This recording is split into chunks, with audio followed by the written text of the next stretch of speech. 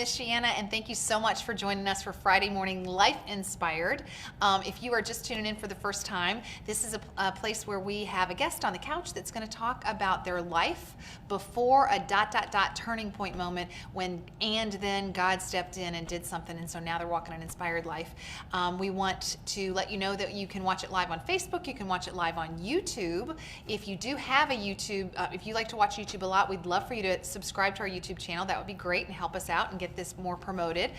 We also want to thank our very dear friend Daryl Buchanan, because of my out music that you're going to hear at the end is We Have Jesus by Daryl Buchanan.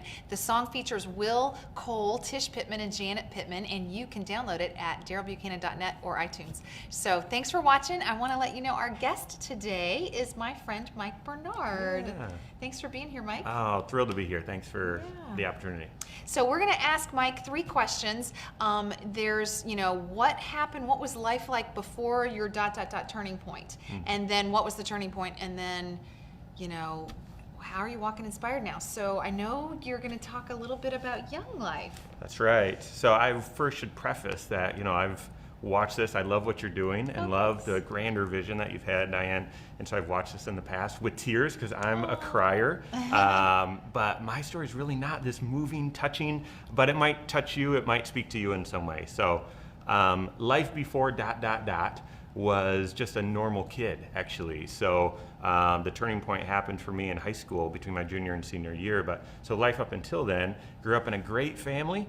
And we were Catholic. We grew up Catholic, so Jesus and church was a normal part of life, but it wasn't the focus. Okay. And so I was just a normal kid, and very involved in sports, very involved with my friends, and actually was sort of pursuing my own kingdom, if you will, and pursuing popularity and friends and goofing off and being an idiot and all those sorts of things. And but what I reflecting back on it, I was actually looking for my identity in each of those things. So sort of my identity was found in my peer group and in the people that I was friends with. My identity actually for a long time was I'm a hockey player, and Go St. Louis. Sorry. That's right. Or an athlete in some way. And so I found my identity in that, and sort of the faith part wasn't really a part of that at all. So can I ask you a question? Because when you have your identity in what your friends think of you, or you have your identity in your sport or whatever, and then let's just say there's an injury and now you can't play your sport anymore, or friends turn on you because that happens in life. Well, it doesn't happen in high school, right? Your friends are just kidding. Right? No, it's very right. There's it's not stable. And you're sort of more insecure, I would say, not as sure of yourself, and so it's not stable. Yeah. It's not a solid foundation. So what happened then? You're going along and life's going along. Okay. What happened between junior and senior year? So as crude as I can say it, I was pursuing being cool, right? And being a Christ follower, at least pronounced Christ follower, isn't really cool. And so in high school, all the cool kids, sort of all my friends, went to this thing called Young Life, which was something that was at our high school, East Kentwood High School. And it was sort of everyone gets together at someone's house, usually in someone's basement, once a week, and you sort of party, and there's a couple adults there, and you'll sing some songs, and you'll goof around, and then before everyone goes out to McDonald's or goes and does whatever they do, one of the pseudo-adults there talks about Jesus in some way. And that didn't really turn me off, because again, I would have said, I know Jesus, I believe in Jesus, but I was really going to be cool, because all the cool kids went, and then afterwards you get to go out and goof around and mess around. And so I would go to Young Life, and I sort of got in that pattern of doing that through school. Well, at my high school, between your junior and senior year, you could go to Young Life Camp, which is a week-long excursion to one of the most incredible camps you'd ever go to as a kid.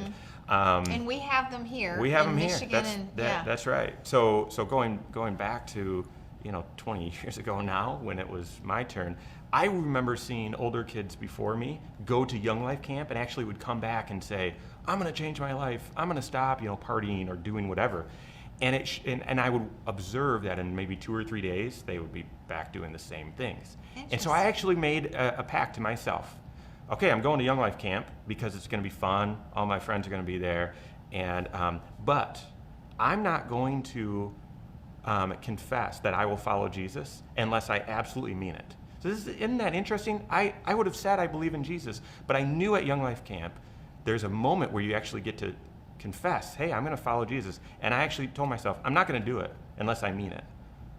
And I got there. It changed my life. It did.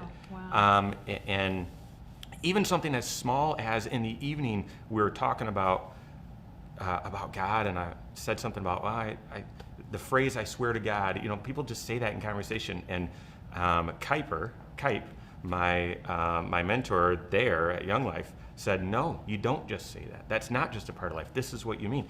And is that why your son's named Kuiper? that's why I have a son named Kuiper, after That's so Kipe, cool. who was my camp leader there. And so anyway, while I was there, I started reading the Bible for the first time. It was June 17, 1998. I've got that Bible. I wrote in it. That was the day I started reading the Bible.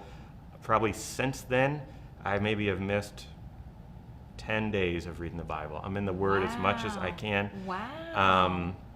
Why? Tell me why. Why do you read the Bible so much? Well, because this pursuit of cool that happened in high school, my flesh is still sort of pursuing that. I'm still pursuing, right? I mean, depending on where you're at in your story as you're listening to this, you might say, well, once I believe, it's all figured out. No, it's not. Actually, your flesh is still fighting, and so I just need to be in the Word so that I can continue to know what the plumb line is, what truth is, right? So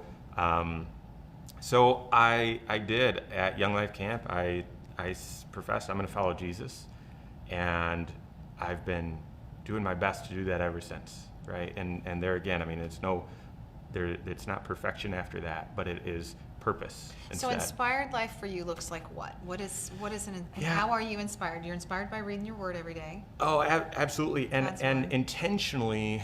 So I heard an individual named Tim Ferriss. I don't know where he stands with Christianity and faith, but an individual named Tim Ferriss say, "Hey, you're the average of the 5 people you spend the most time with." I've heard you say that. And so from that point in time, all of my friends, I still love them. They're like brothers to me. But back in high school, it's like, yeah, I don't know. There aren't a lot of them that are kind of living their life towards Jesus. And so I didn't abandon them or walk away with them. Some people have that story. But I started finding influences and drawing close to me people who I wanted to be like, who I wanted.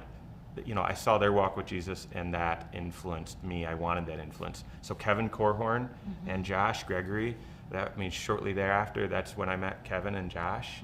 And I uprooted myself and moved down here to work with them at Corhorn Financial Group, because I want to have people like that influencing me. So basically people who their whole life, they're just kind of watching Jesus and they're living their life. I want to be like them. And so now Life Inspired those are my closest friends. We're together a lot. They sharpen me a lot. I'm in the Word. We're daily praying for friends, family. I get in my job, I serve people, and so praying for them, praying over them. That's kind of awesome. Life Inspired for me. Very cool. So I always want to tell our viewers that, if they have questions and they want to, meet you over coffee, that I know you would do that, and you would, meet with them. So maybe we are looking for people that can help the ministry of Young Life, because my dear friend Karen, yours and my dear friend Karen, was on the couch and talked about Young Life. So it does change lives. It changed yours. Absolutely. And Diane and I have both been involved in the local area Young Life, and so gosh, if you're looking for a great ministry to plug in, if you're worried about the youth and everything that's bombarding these young kids today, get involved in Young Life. Get involved. Right. So those of you that see our little logo that comes up, it says on the I think it's the bottom part of this crest circle, and if maybe TJ wants to throw that crest up there, Limits, Life, and Love. The Limits is helping kids. Yeah, on the very bottom there, that's Limits, Life, and Love, and the Limits thing is helping kids make choices for limits, because I do find that if we choose to limit ourselves and not do some of the things that the other kids around us are doing or whatever, and we limit ourselves, we open up more opportunities. Oh, yeah. Whereas if we don't limit ourselves and we do anything we want, we end up limiting our opportunities. You know Yeah. what I'm talking about? Absolutely. So yeah, Young Life, I feel like, does teach kids limits, and that's why it's one of the organizations that we really choose to encourage and support at Inspired Homes. So Yeah. if you want to get involved with Young Life, messages here, we'll hook you up. Yep, and I think it's michiana.younglife.org. I think is the Okay. URL if you want to, or Great. you can just reach out to Diane or myself, and Right. we can talk And about we'll it. put the link up here so Yeah. you guys can see the link. So, like I said, I mean, not a tearjerker, not a huge life changer, but it sort of, as I've shared it with others, I mean, it's that point in time when I accepted Jesus, I started a relationship with Him, and that has really sort of directed my steps ever since. That's awesome. Very cool. Yeah, and Young Life has that life-changing ability. Yeah, That's that awesome. kind of impact. You're the second guest that I've had recently that talked about the fact that, I was a churchgoer. I went to church, but I didn't have a personal relationship. Yeah. So is there any way you can explain the difference between, what does that mean, how do you have a personal relationship with a God you can't see? Yeah, gosh, I don't, you know what I would tell you? Instead of just sort of explaining it, I would just tell you, get into the Word and start reading the Bible.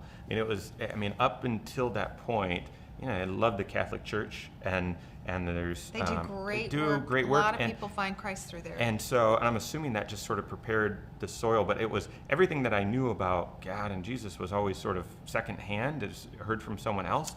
But it wasn't until I got in and started reading, okay, this is what Jesus said. Right. When you combine the Word with prayer, Right. and then maybe with someone else who you can talk to about this stuff, I mean, you start seeing that, no, there's a relationship component.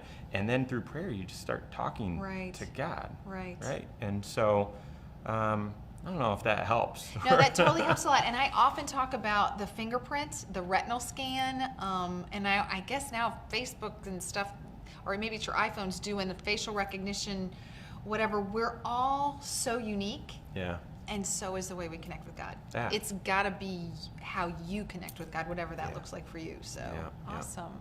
Well, thanks for being with us Oh, today. I my appreciate pleasure. you coming to sit on the couch. If you guys do want to hook up with Mike and have some coffee, he'd do that. If you want to volunteer for Young Life, let us know that. If you know someone else that should sit on the red couch and talk about how and why they're following Christ and what their turning point story was, we would love to share that as well. So let us know. And you guys have a great weekend. Thanks for watching. Thanks. Yes, we have Jesus from a spirit in heaven. We have Jesus.